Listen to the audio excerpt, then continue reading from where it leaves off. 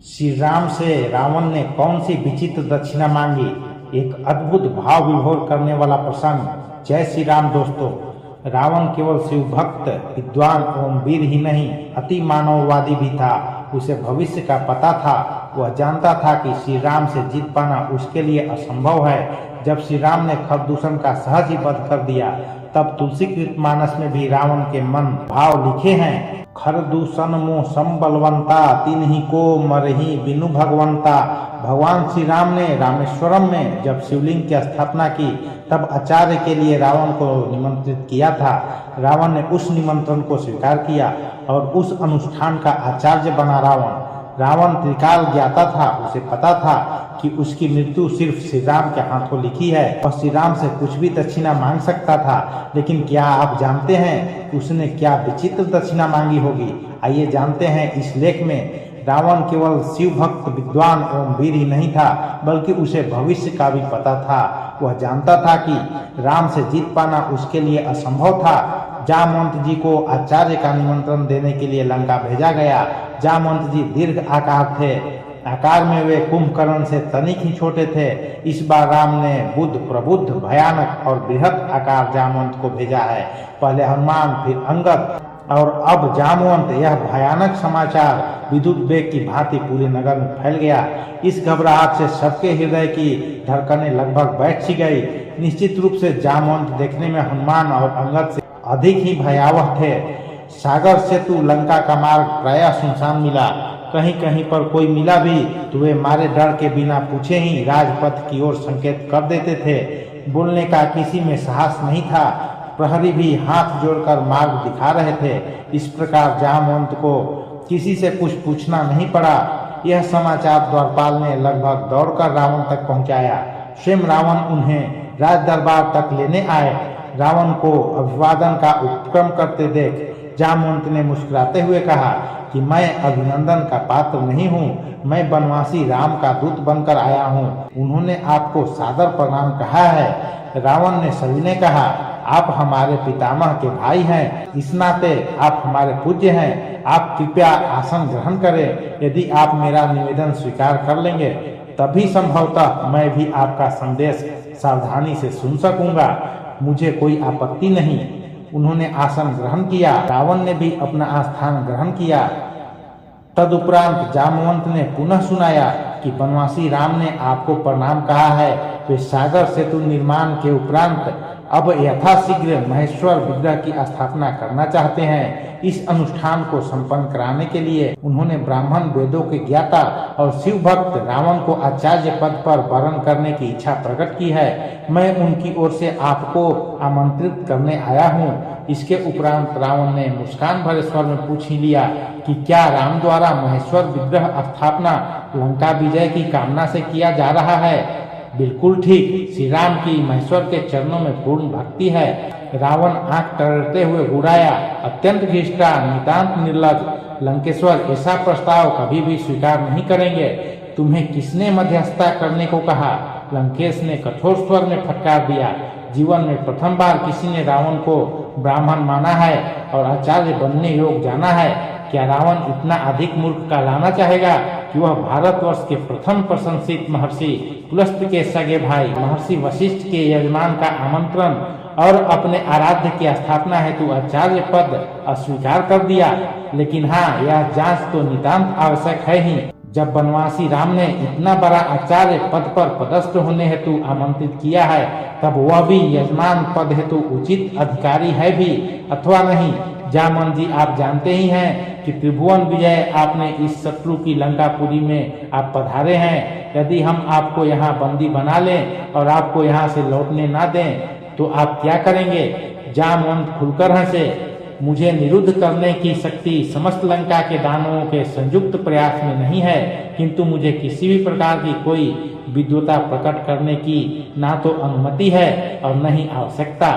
ध्यान रहे, मैं अभी एक ऐसे उपकरण के साथ यहाँ विद्यमान हूँ जिसके माध्यम से धनुर्धारी लक्ष्मण यह दृश्य वार्ता स्पष्ट स्वरूप से देख सुन रहे हैं। जब मैं वहाँ से चलने लगा था, तभी धनुर्धर लक्ष्मण ने पशु उत्पतास्त्र निकालकर संधान कर लिया है और मुझसे कहा है कि जामवंत रावण से कह देना कि यदि आप में से किसी ने भी मेरा विरोध प्रकट करने की चेष्टा की तो यह पशुपतास्त्र समस्त दानव कुल के संहार का संकल्प लेकर तुरंत छूट जाएगा। इस कारण भलाई इसी में है कि आप मुझे उचित प्रत्युत्तर के साथ सकुशल और आदर सहित धनुर्धर लक्ष्मण के दृष्टि पथ तक वापस पहुंचाने की व्यवस्था करें। वहां उपस्थित दानवगण भयभीत हो गए।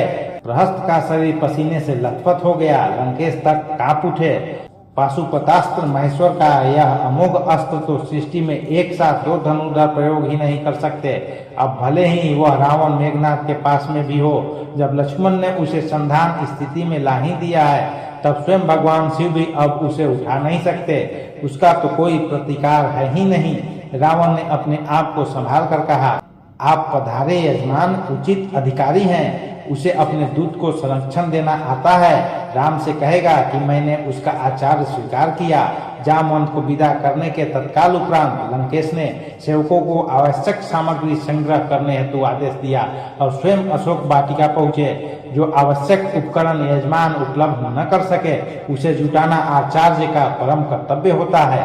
रावण जानता है कि वनवासी राम के पास क्या है और क्या होना चाहिए। अशोक वाटिका पहुंचते ही रावण ने सीता से कहा कि राम लंका की कामना से समुद्र तट पर महेश्वर लिंग विग्रह की स्थापना करने जा रहे हैं और रावण को आचार्य वर्ण किया है।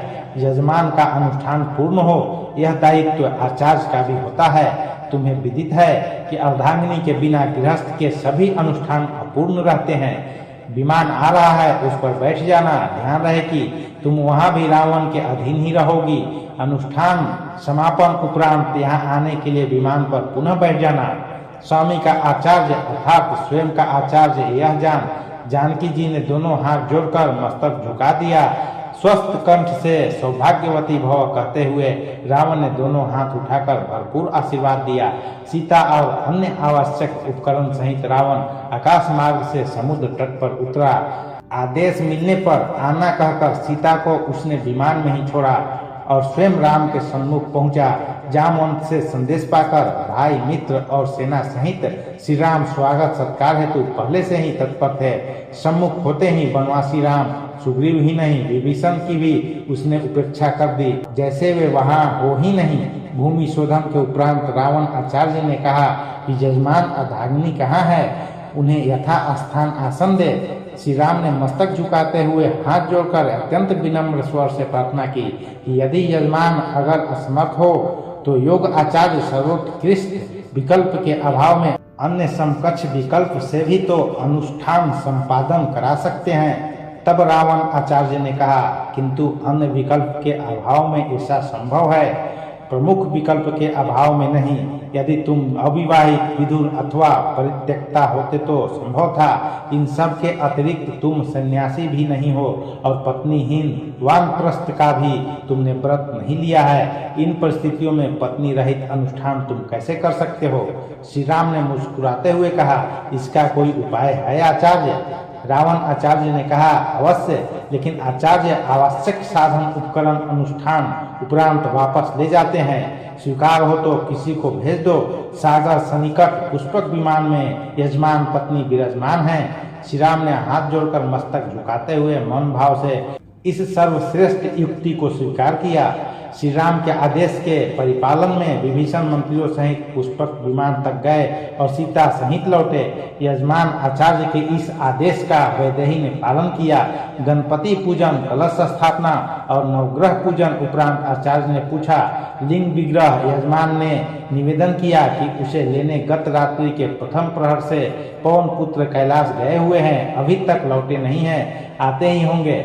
आचार्य ने आदेश दिया, विलंब नहीं किया जा सकता, उत्तम मुहूर्त उपस्थित है, इसलिए विलंब न करें यजमान। बालू का लिंग विग्रह स्वयं बना ले। जनक नंदिनी ने स्वयं के कर कमल से समुद्र तट की आर्द्र रेणुका से आचार्य के निर्देश अनुसार यथेष्ट लिंग विग्रह निर्मित किया।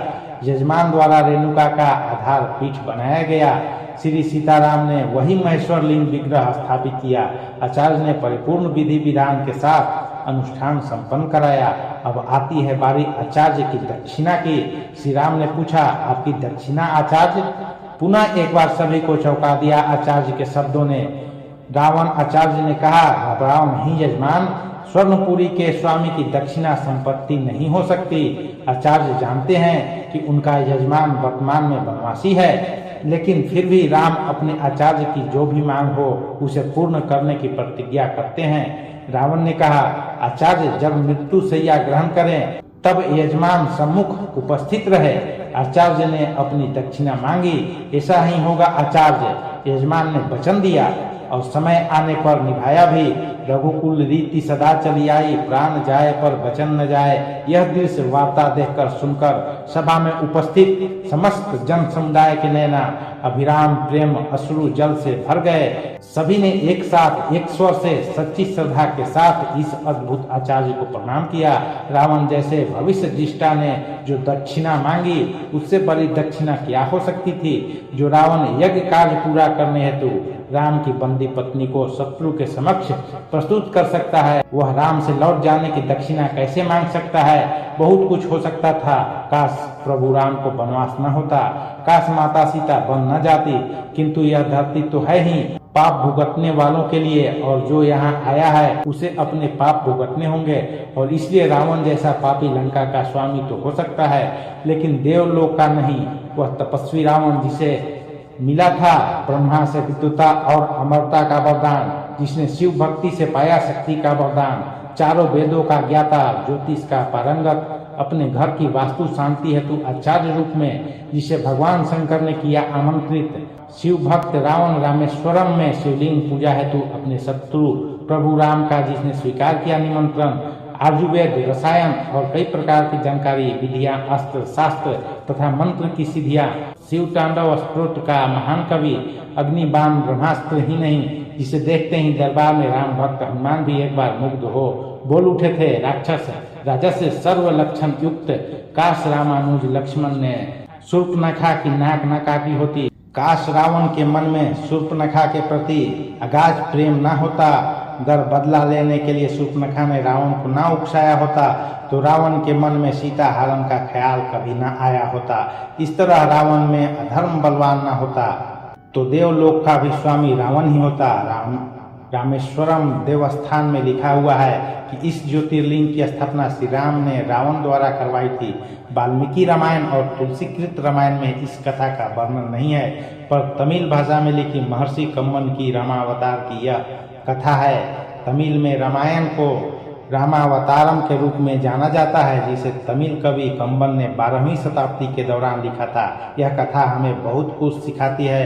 तो दोस्तों प्रेम से बोलिए जय श्री राम। तो दोस्तों आपने आज के इस वीडियो से क्या सीखा, और दोस्तों आपको ये कहानी कैसी लगी, कृपया कमेंट करके जरूर बताएं। और यह वीडियो आपको अच्छी लगी होगी तो दोस्तों को शेयर करें और चैनल को सब्सक्राइब करें। धन्यवाद।